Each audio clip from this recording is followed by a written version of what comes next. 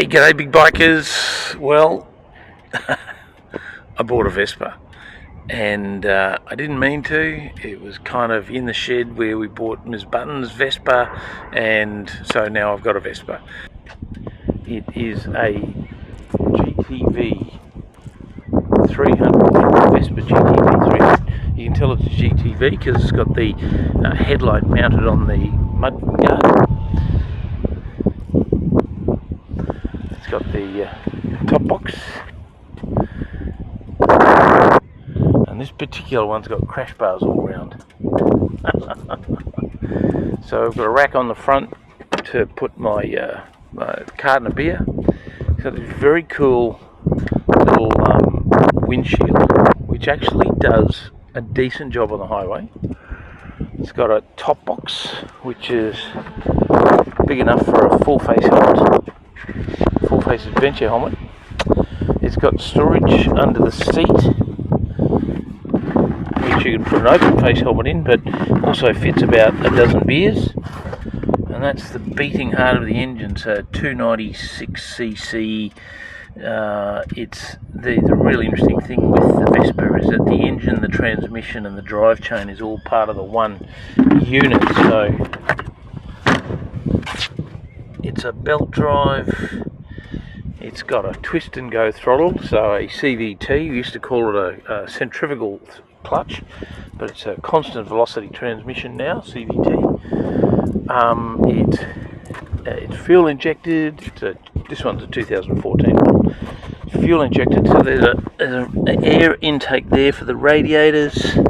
There's air. This is where the radiators are vented. So when you're sitting here riding, you got this nice warm air just blowing across your legs.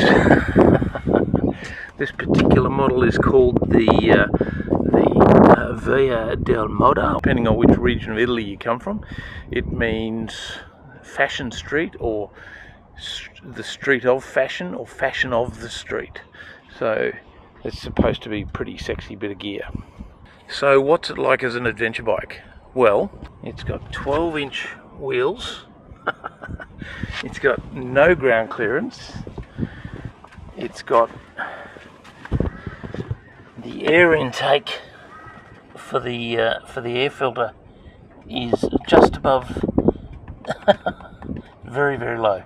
That's just above the axle. So it's not really designed to be driven into large puddles. This is the two-seated model.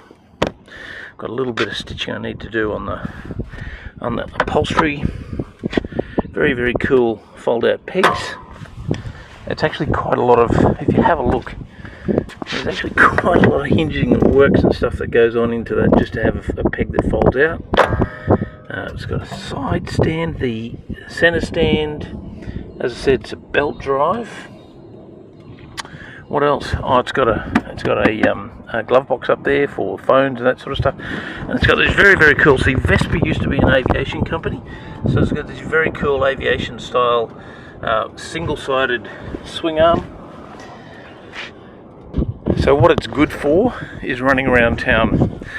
What it's not good for is highway work. It'll do 110. In fact, I went down the coast the other day on the motorway at 110 kilometres an hour, but then hit a headwind and I had to sit on the back seat, stretch out flat just to maintain 100 kilometres an hour. So it's no good on the highway for long periods of time. Having said that, people tour the world on them. People actually load these things up and tour the world, which I find peculiar. Let's just say that. Good on them. All power to them. I wouldn't do it. But it's a great little bike, great for zipping around town.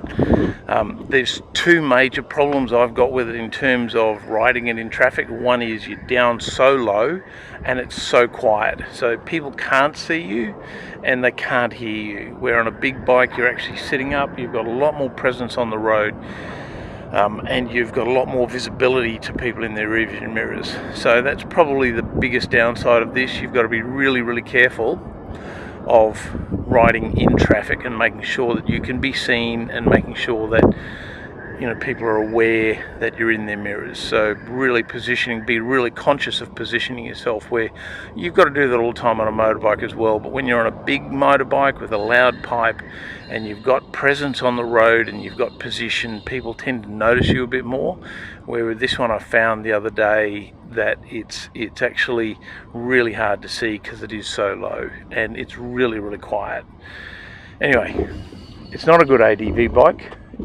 I'm probably never going to take it off-road, but the thing about this is that it's really super fun to ride with Ms. Buttons on her little Primavera, her little Vespa 150 Primavera Picnic, and we scoot around town, down the coast, and we have a great time. So that's probably where it'll stay and where it'll get used the most.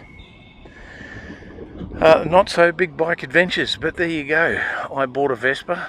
I like it. I don't love it. It's still growing on me. I'm not sure I'm going to keep it. That's my 4th motorbike, and I'm trying to scale down, and so that's a bike that, yeah, don't know, not sure yet, not completely convinced it's found a place in the garage. Vespa GTV 300. Time will tell. Over and out.